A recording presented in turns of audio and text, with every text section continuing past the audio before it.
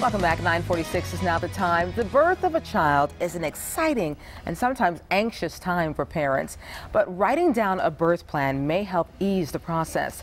It's a list of how you'd like the delivery process to go. The Fox Medical Team's Beth Galvin is here to talk about what to think about and where do some of the what to suggest for the couples that are going through this too. Good morning, Sharon. And I think the most important thing is to start thinking now about how you want things to go and what's important to you. So who do you want to be in the delivery room with you, and how do you want to handle the pain during your delivery, and what do you want to happen in the minutes right after your baby's born? And all of those things can help you get ready for your big day.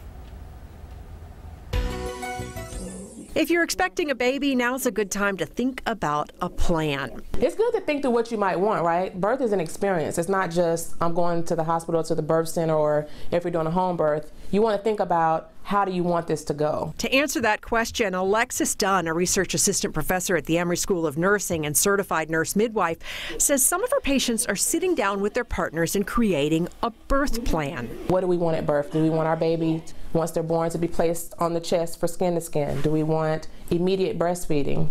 Do we want any newborn procedures to be delayed, like the newborn bath, or babies sometimes have to get immunizations? Do you want that delayed? And pain control's another issue to talk about now. I've had women that have a birth plan where they've discussed with their partner, listen, I don't want to be offered any pain medication, because they feel that if I say I want to go natural, if every 10 or 15 minutes somebody's saying, hey, what's your pain score? Do you want pain? That could be an irritant.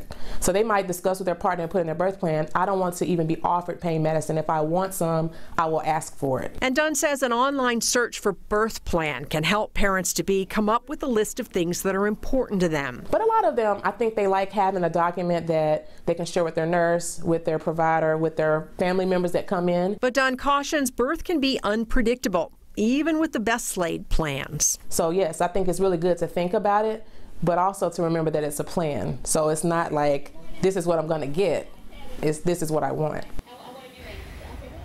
And Dunn encourages women to extend their birth plan into the weeks after their baby's born. So you want to plan out how you're going to handle breastfeeding and who you'd like to help you around the house as you adjust to life with the baby. And Sharon, these are all kind of things you can think about so you can sort of get that support in place before the baby comes. And relieve all those concerns that you may even have as well.